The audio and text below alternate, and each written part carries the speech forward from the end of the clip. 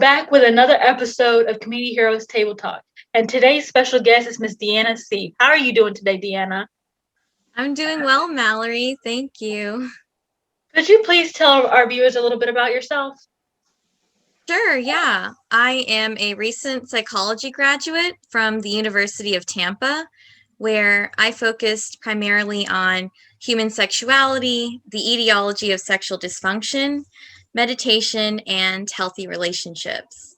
And now I am a contributing writer for an online sexual magazine called Kiss and Tell. Could you please tell us our viewers about the definition of ableism? Yeah, so ableism is a form of discrimination and prejudice against people who have disabilities. And it perpetuates this erroneous thinking that if you have a disability, then there's something wrong with you or that you need fixing, and that people who are able-bodied are somehow superior. What are some examples of ableism? So there are a lot of examples of ableism, and they can include excluding people who have disabilities from participating in events or work trainings. It can include the segregation of students, for example, who have disabilities, or just not prioritizing inclusion in your construction plans, like failing to make sure that there are braille signs or elevators, ramps for wheelchair access, and things of that nature. But, ableism can also be, for example, talking in a condescending manner to someone who has a disability, like asking them, "Oh, how disabled are you?" Or "How many surgeries have you had?" Asking intrusive questions is another form of ableism, for sure. What are the three types of ableism?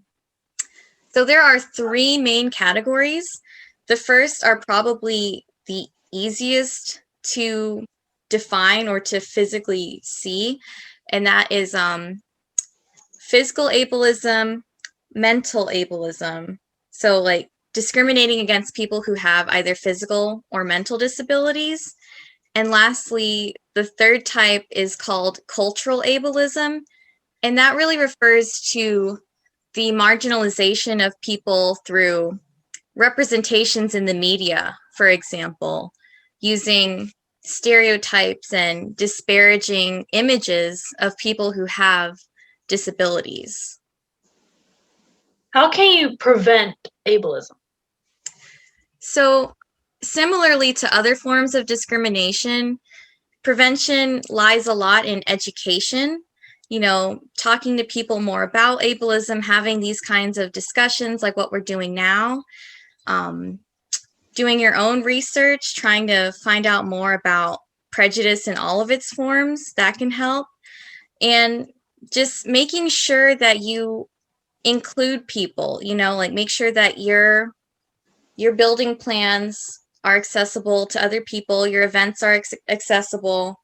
Do you have wheelchair access? Do you have braille? Do you have buttons for automatic doors? Things of that kind of nature. What advice would you give our viewers that deal with ableism on a daily basis? My first bit of advice is probably not that helpful and more easily said than done, but if you are experiencing ableism on a daily basis, I would just want to let these people know that, someone else's opinion of you or the way that they treat you and talk about you does not define who you are as an individual. That's just not it 100%. And other than that, I would say if you are experiencing ableism in the workplace or another kind of discrimination, or someone who's experiencing these things, reach out to your HR representative. That's what they're there for. They can guide you to the resources that you or, the person who's experiencing that needs. And even though education is a big part of combating discrimination, including ableism, it's in no way your personal responsibility to educate someone. It's really up to them if they want to learn more about discrimination and how they can be, respectful of the people around them. So in no way is it for you to have to educate people who are mistreating you. That's really on them. There are a lot of resources out there. Like when I was researching for this discussion, I found an online inclusion platform called Flexibility. It is a women-based organization that tries to combat workplace discrimination of all forms. In addition to that, there are also podcasts about ableism if you're interested in those. There's one called Disability Visibility, and that is available on Spotify if you're interested in that. And, reach out to your support group, whether that's your friends or your family or the spirituality that you identify with. I think a big part of combating the ableism that you experience is finding the support that you need, and connecting with people who have similar values and similar experiences. And another way that you can do that is by finding support groups online. That's very interesting. Thank you so much for joining us today, Deana. Yes. Thank you for having me. Michael, do you have any questions for Deana? Not at this time. Okay.